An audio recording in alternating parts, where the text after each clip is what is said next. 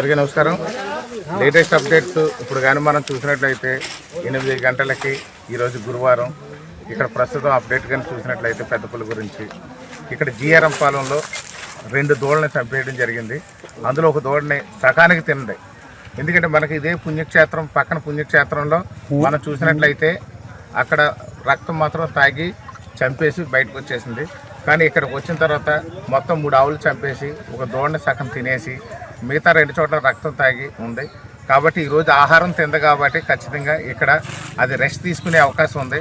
Rest తీసుకునే టైంలోనే మన ఈ రెస్క్యూ టీం అంతా కూడా దాన్ని పట్టుకోవడానికి కూడా అవకాశం ఉంది. ప్రజలు ఎవరు కూడా ఈ పరిసర ప్రాంతాలకు రావద్దని చెప్పి తెలియజేస్తున్నాను. మీరందరూ కూడా పొలాల్లో కూడా సంతరించొద్దని కూడా తెలియజేస్తున్నాను. ఇప్పుడు ఈరోజు ఎట్టి పరిస్థితుల్లో దాన్ని పట్టుకునే విధంగా అధికారులందరూ కూడా ప్రయత్నాలు చేస్తున్నారు.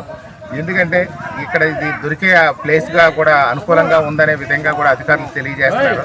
కాబట్టి ఎవరు కూడా భయభ్రాంతులు కావద్దు, మీరు జాగ్రత్తలు పాటించండి. ఇప్పటికే ఈ చుట్టుపక్కల గ్రామాల్లో స్కూల్స్ అన్నీ కూడా సెలవులు ప్రకటించాము.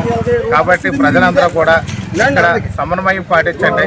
ఎవరు కూడా అనవసరంగా ఇక్కడికి వద్దు. ఎందుకంటే ఇప్పుడు తింద కాబట్టి అది ఎక్కడో పొదల్లో దాక్కుని ఉంది. మళ్ళీ ఆహారం కోసం సగం తిన్న ఆవుని అది మళ్ళీ తినడానికి వస్తుందని చెప్పి అధికారులు తెలియజేస్తున్నారు. కాబట్టి ఈ పరిసర ప్రాంతాలకు దయచేసి ఎవరు రావద్దని చెప్పి తెలియజేస్తున్నాను. Thank you.